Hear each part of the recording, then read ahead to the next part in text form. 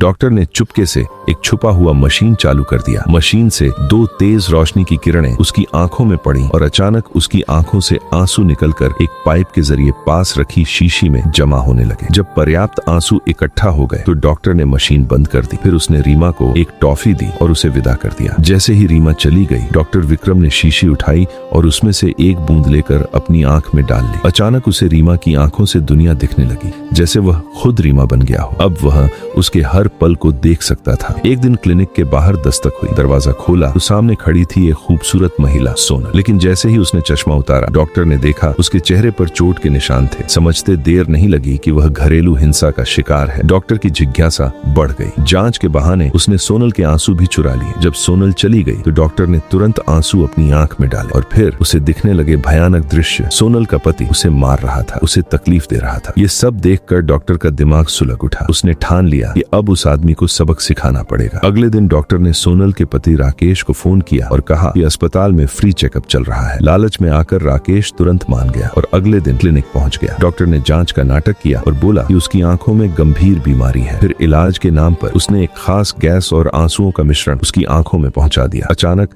राकेश के दिमाग में डरावने दृश्य दौड़ने लगे। दर्द, हिंसा, चीखें। उसका दिमाग इसे सहन नहीं कर पाया। वह घबरा गया, उलझन में पड़ गया और किसी तरह घर भागा। घर पहुंचकर भी उसे सब कुछ सच लगता रहा। डर और भ्रम में उसने अपनी ही जिंदगी को बर्बाद कर लिया। लेकिन कहानी यहीं खत्म नहीं होती। कुछ समय बाद राकेश वापस डॉक्टर के पास आया बदला लेने। उसने डॉक्टर पर हमला कर दिया और उसी खतरनाक आंसू का इस्तेमाल उसके खिलाफ कर दिया। अब डॉक्टर खुद उन भयानक दृश्यों में फंस गया जो उसने दूसरों को दिखाए थे। वह हकीकत और भ्रम में फर्क नहीं कर पा रहा था। आखिर में उसकी हालत इतनी खराब हो गई कि उसे मानसिक अस्पताल भेज दिया गया।